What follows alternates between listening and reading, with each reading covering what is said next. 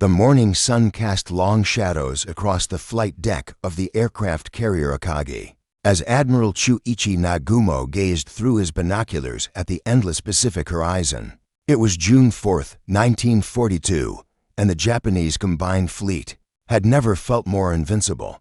6 months after their devastating surprise attack on Pearl Harbor, the Imperial Navy commanded the vast expanse of the Pacific like ancient emperors once ruled there. Terrestrial domains, Nagumo's Kido Butai, the First Air Fleet, represented the pinnacle of naval aviation warfare. For massive aircraft carriers Akagi, Kaga, Soryu, and Hiryu steamed in formation toward the tiny atoll of Midway, their decks bristling with over 250 of Japan's finest aircraft. The Mitsubishi A-6M0 fighters gleamed in the morning light, their pilots among the most experienced combat aviators in the world. Many had cut their teeth over China and perfected their deadly craft during the lightning campaigns across Southeast Asia and the Dutch East Indies. The strategic objective seemed almost insultingly simple: eliminate the small American garrison on Midway Atoll, drawing out the remnants of the United States Pacific Fleet for a decisive engagement that would secure Japanese dominance for generations. Admiral Isoroku Yamamoto, architect of Pearl Harbor and mastermind of this operation, had positioned his forces with the precision of a chess grandmaster. His main body, including the colossal battleship Yamato, lurked 300 miles northwest, ready to deliver the killing blow to any American ships foolish enough to challenge Japanese supremacy. The confidence aboard the Japanese vessels was palpable. Officers shared sake and spoke of the coming victory with the certainty of men who had never known defeat. The same pilots who had sunk battleships at Pearl Harbor, who had sent the British battleship Prince of Wales and battlecruiser Repulse to the bottom of the South China Sea, now prepared for what many believed would be the final act of America's Pacific presence. Captain Mitsuo Fukuda, the legendary pilot who had led the first wave at Pearl Harbor, watched his mechanics perform final checks on the dive bombers. The Aichi D-3 Aval aircraft had proven devastatingly effective in previous engagements, their screaming dives becoming the soundtrack of Japanese naval dominance. Today, they would reduce Midway's installations to smoking rubble before the Americans even knew what had struck them. As referenced in Samuel Eliot Morrison's comprehensive naval histories, the Japanese approach to Midway embodied the tactical brilliance and strategic overconfidence that characterized their early Pacific campaigns. Yet beneath this veneer of invincibility, subtle cracks had already begun to form in the Japanese war machine. The rapid expansion across the Pacific had stretched supply lines thin, and the loss of experienced aircrew replaceable veterans of the China conflict had begun to tell. More critically, Japanese naval intelligence had failed to account for one crucial factor: the Americans had broken their diplomatic and naval codes. In the communications rooms of Pearl Harbor, American cryptanalysts had been reading Japanese messages with increasing accuracy. They knew of Operation Me, the assault on Midway, almost as well as the Japanese planners themselves. Admiral Chester Nimitz, commanding the Pacific Fleet from his headquarters in Hawaii, had positioned his own forces accordingly. As Nagumo's carriers approached their launch point, 3 American carrier task forces were already moving into position northeast of Midway. The USS Enterprise, USS Hornet, and USS Yorktown, the latter hastily repaired after damage sustained in the Coral Sea, carried fewer aircraft than their Japanese counterparts, but they possessed something far more valuable: complete knowledge of enemy intentions and the element of strategic surprise. The stage was set for the most decisive naval battle of the Pacific War. At 0:30 hours on June 4th, the first wave of Japanese aircraft thundered off the flight decks of the Kido Butai. 108 planes, 36 Nakajima B-5 and Kate torpedo bombers, loaded with fragmentation bombs, 36 Aichi D-3 Aval dive bombers, and 36 Zero fighters formed up in the pre-dawn darkness and set course for Midway Atoll, 150 miles to the southeast. Lieutenant Joichi Tomonaga led this aerial armada with the same methodical precision that had characterized Japanese operations throughout the Pacific campaign. As the sun rose behind them, the formation maintained strict radio silence, their engines producing a low, ominous drone that would soon announce death from above to the American defenders below. On Midway itself, radar operators had detected the incoming strike at 05:53 hours. Air raid sirens wailed across the tiny atoll as Marine and Navy personnel scrambled to their battle stations. The defending fighters, a mixed collection of obsolete Brewster F-2A Buffalo aircraft and newer Grumman F-4F Wildcats clawed for altitude, their pilots knowing they faced overwhelming odds against the superior Zeros. The battle over Midway began at 06:16 hours with a fury that shook the coral foundations of the atoll. Japanese dive bombers screamed down through the morning sky, their bombs devastating fuel storage tanks, hangars, and defensive positions. The powerhouse and seaplane hangar erupted in towering columns of flame and smoke. Marine, anti-aircraft, gunners fired desperately at the attacking aircraft, their shells bursting in deadly black flowers against the azure Pacific sky.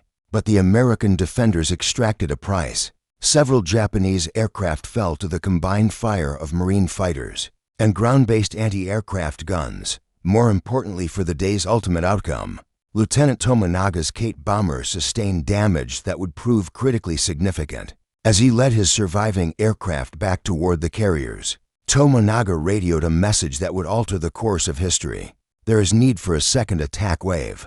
Admiral Nagumo received this transmission at 0700 hours aboard the Akagi. The Japanese strike had inflicted substantial damage on Midway's facilities, but the airfield remained operational, and American aircraft continued to launch attacks against his force. A second strike would be necessary to completely neutralize the base. This decision triggered the most fateful sequence of events in naval aviation history. Nagumo's flight decks already bustled with activity as his second wave of aircraft originally, armed with armor-piercing bombs and torpedoes for use against enemy ships, underwent frantic rearming. For a ground attack mission, ordnance crews wheeled bombs and torpedoes across the carrier decks, stacking the deadly munitions in neat piles as they prepared to swap anti-ship weapons for fragmentation bombs suitable for attacking land targets. At 0728 hours, as this rearming operation reached its most critical phase,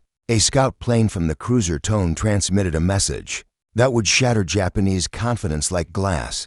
Sight what appears to be 10 enemy surface ships in position 10 degrees, distance to 140 miles from Midway, course 150 degrees, speed over 20 knots. The Americans had found them first. Nagumo now faced an impossible choice: continue with the second Midway strike using his rearmed aircraft, or halt the rearming process and prepare for a naval engagement.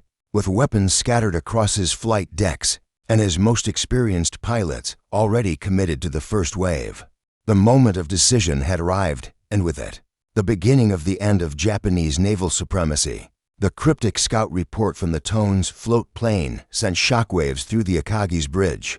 At 0728 hours, Admiral Nagumo stared at the message, his weathered face betraying none of the turmoil churning beneath his composed exterior. For 6 months, the Kido Butai had operated with impunity across the Pacific, but now they faced the possibility of American surface ships lurking beyond the horizon.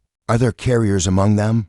Nagumo demanded, but the scout pilot's subsequent transmissions provided maddeningly vague details. The pilot reported 5 cruisers and 5 destroyers, but made no mention of the flat-topped silhouettes that would indicate the presence of American aircraft carriers.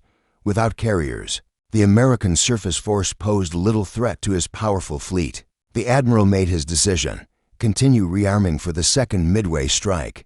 Across the 4 carrier flight decks, ordnance crews redoubled their efforts, wheeling armor-piercing bombs and torpedoes into storage magazines while bringing up fragmentation bombs and incendiaries for the land attack. The Akagi's hangar deck became a maze of deadly munitions as mechanics worked frantically to modify bomb loads and fuel aircraft. At 0800 hours, Lieutenant Commander Wade McCluskey led 37 Douglas SBD Dauntless dive bombers off the Enterprise's flight deck to 100 miles northeast of the Japanese force. The American strike had launched without precise knowledge of enemy positions, relying on educated guesswork and the skill of their pilots to locate Nagumo's carriers. In the vast expanse of the Pacific, McCluskey's squadrons flew southwest, expecting to intercept the Japanese force at the calculated position. When they found empty ocean, the lieutenant commander made a decision that would echo through history. Rather than return to the Enterprise with his bombs, he turned northwest, following a solitary Japanese destroyer racing toward what he correctly surmised was the main enemy force. Meanwhile, torpedo squadrons from all three American carriers had located the Japanese fleet and pressed home. Their attacks with suicidal determination, Torpedo Squadron 8 from the Hornet, led by Lieutenant Commander John Waldron, found the enemy first. 15 obsolete Douglas TBD Devastator torpedo bombers approached the Kido Butai at wavetop height, their slow speed making them sitting ducks for the swarming Zeros. The massacre was swift and complete. Zero fighters pounced on the lumbering American torpedo, bombers like hawks among pigeons. One by one, the Devastators fell into the Pacific, torn apart by Japanese machine gun fire. Of the 15 aircraft in Torpedo Squadron 8, only one crew member, Ensign George Gay, survived, clinging to a life raft as he watched the battle unfold from the water. Similar fates befell the torpedo squadrons from Enterprise and Yorktown. By 0930 hours, American losses mounted catastrophically. 35 of 41 torpedo bombers shot down, with minimal damage inflicted on the Japanese fleet. 0 pilots landed on their carriers with tales of easy victories, their fuel tanks nearly empty after the extended combat.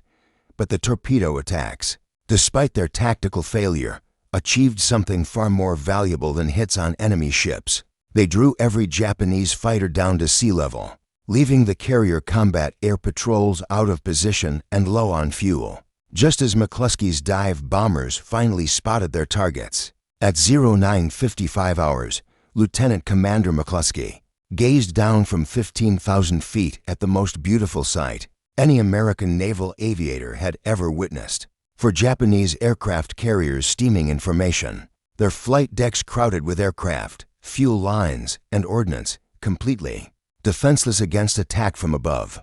The sword of retribution was about to fall. At 10:24 hours on June 4th, 1942, Lieutenant Commander Wade McCluskey rolled his Douglas SBD Dauntless into its final dive. Above the aircraft carrier Kaga, 15,000 feet below, the massive Japanese flattop presented a perfect target. Her flight deck crowded with aircraft, fuel hoses, and ordnance for the planned second strike on Midway. The morning sun glinted off the rising sun emblems painted on wings and fuselages as Japanese mechanics made final preparations for launch. McCluskey's dive bombers had achieved complete tactical surprise. The Zeros that had decimated the American torpedo squadrons remained at low altitude, their pilots either landing to refuel or pursuing the scattered remnants of the torpedo attacks. The Japanese combat air patrol, so effective just minutes before, was now caught completely out of position. The first bomb struck Kaga's flight deck at 10:25 hours with devastating effect. The 1,000-pound warhead punched through the wooden planking and exploded among the closely packed aircraft below. Aviation gasoline erupted in sheets of flame that swept across the hangar deck, incinerating planes and men alike. A second bomb struck moments later, its blast triggering secondary explosions among the ready-use ammunition lockers.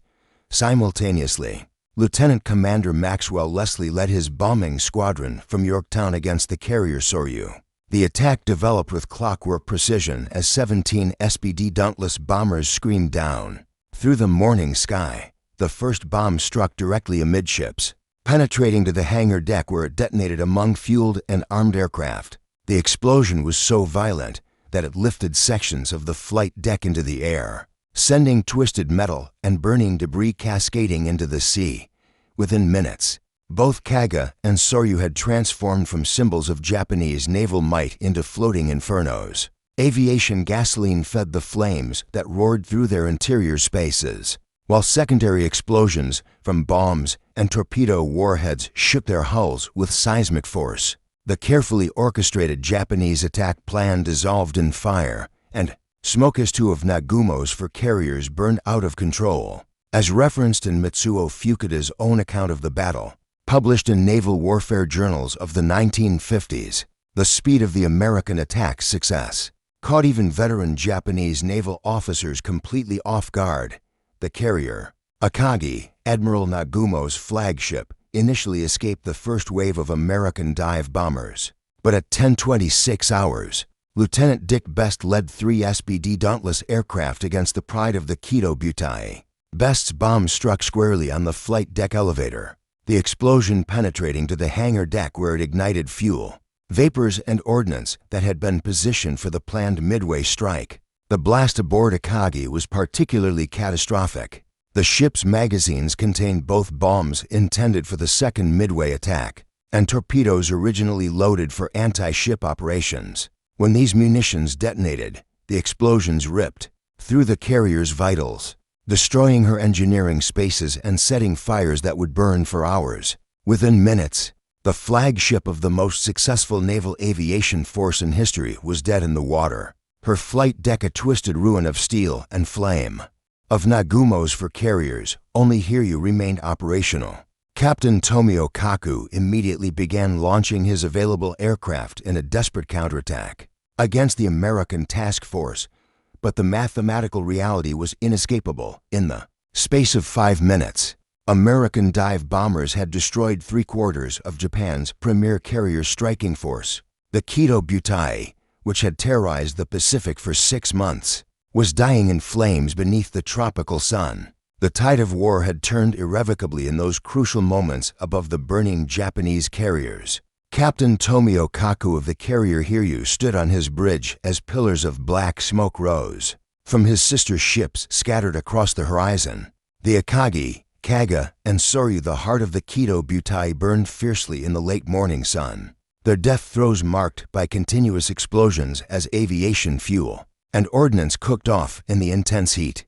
But Kaku was not a man to surrender while his ship remained capable of fighting. At 10:54 hours, Lieutenant Michio Kobayashi led 18 Aichi D-3A dive bombers and 6 Zero fighters off Hiryu's flight deck in a desperate counterattack against the American fleet. The Japanese pilots, many of them veterans of Pearl Harbor and the Dutch East Indies campaign, flew with the fatalistic determination of samurai facing impossible odds. They had witnessed the destruction of their navy's most powerful striking force.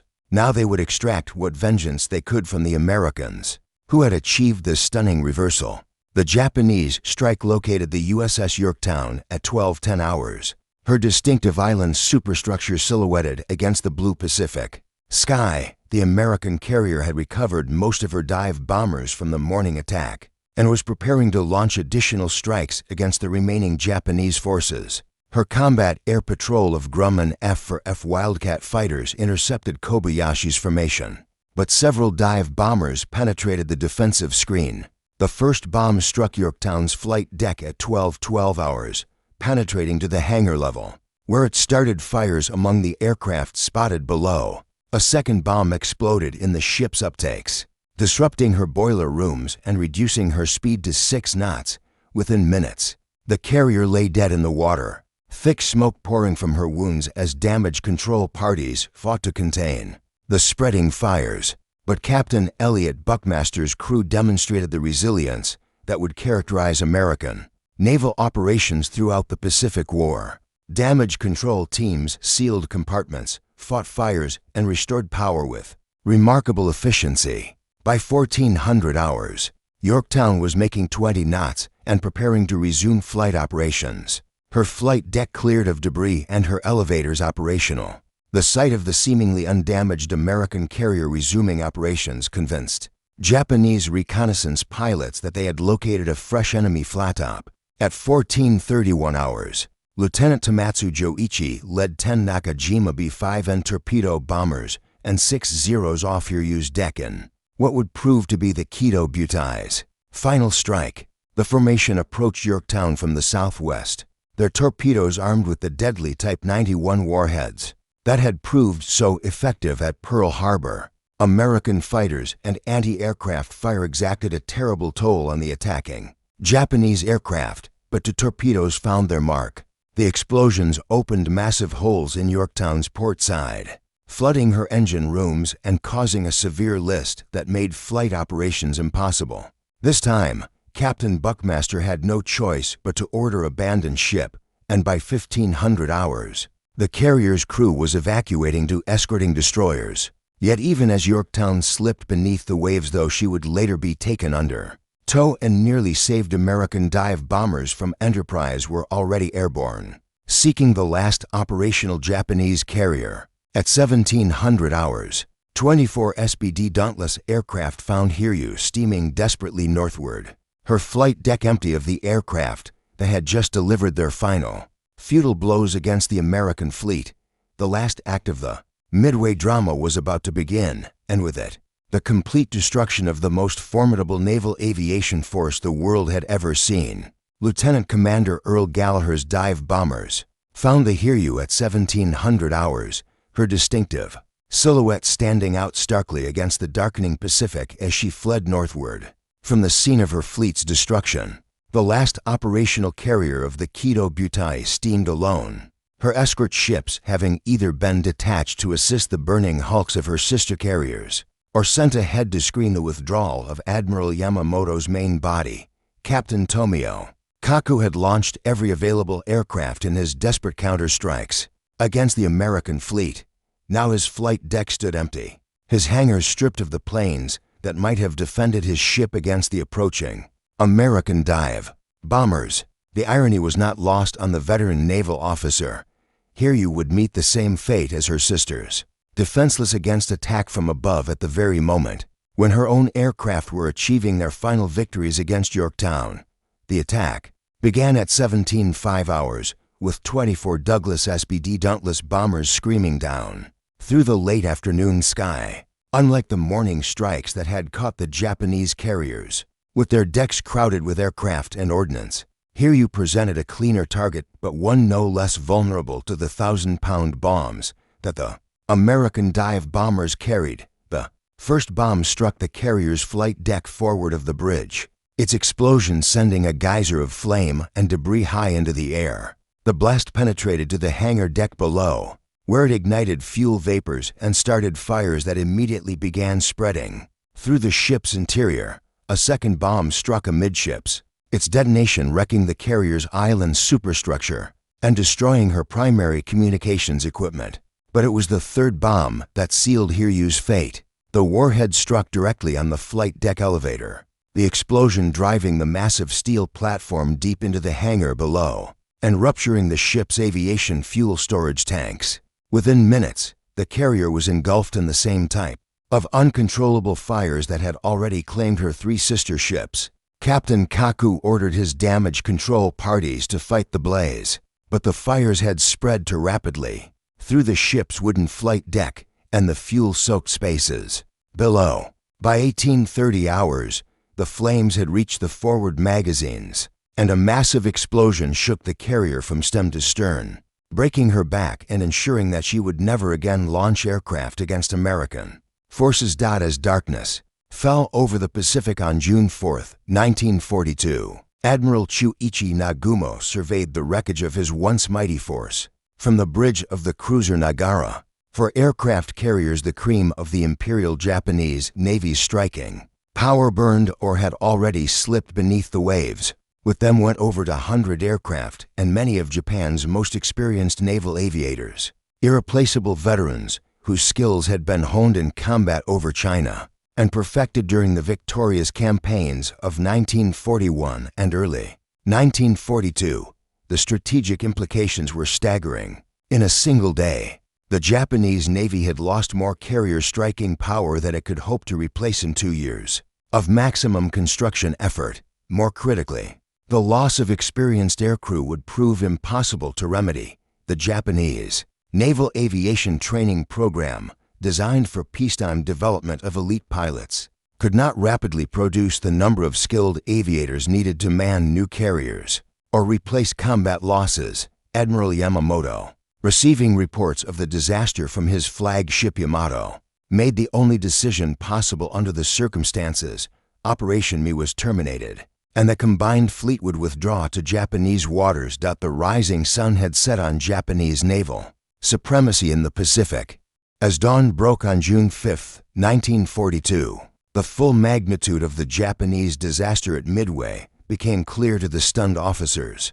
Aboard Admiral Yamamoto's flagship Yamato, radio reports from the scattered survivors painted a picture of complete catastrophe, for fleet carriers destroyed, over 100 aircraft lost, and many of Japan's most experienced naval aviators dead or missing. The Kido Butai, which had struck Pearl Harbor with such devastating effect 6 months earlier, had ceased to exist as an effective fighting force. Yamamoto stood alone on Yamato's bridge as his massive battleship led the combined fleet's withdrawal toward Japanese waters.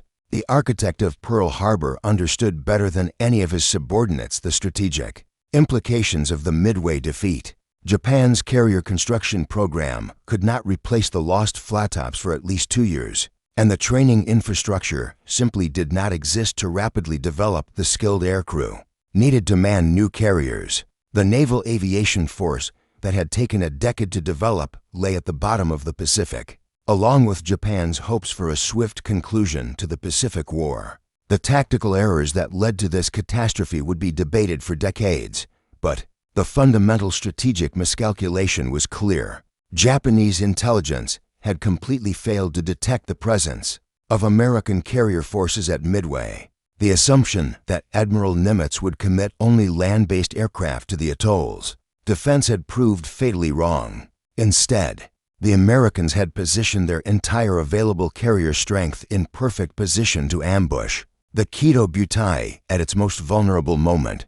American codebreaking had provided the decisive advantage. Station HYPO at Pearl Harbor, led by Commander Joseph Rockford, had penetrated deep into Japanese naval communications, providing Admiral Nimitz with detailed intelligence about Operation Me's timing, objectives, and force composition. The Americans had fought the battle with complete knowledge of Japanese intentions, while Nagumo remained blind to the presence of enemy carriers, until his scout planes finally detected them on the morning of June 4th. The human cost of the defeat was particularly devastating for the Japanese Navy. Many of the aircrew lost at Midway were veterans of the China incident, men whose combat experience dated back to the late 1930s. These pilots had formed the backbone of Japanese naval aviation, and their skills could not be quickly replaced by hastily trained replacements. The Pearl Harbor attack force, which had achieved such stunning success 6 months earlier, was effectively destroyed at Midway. For the United States, the victory represented a complete reversal of fortune in the Pacific War. The loss of Yorktown was painful, but not strategically significant. American shipyards were already producing new carriers at a rate that would soon overwhelm Japanese construction capacity. More importantly, the majority of American aircrew survived the battle, their experience becoming the foundation for the massive naval aviation expansion that would characterize American operations for the remainder of the war.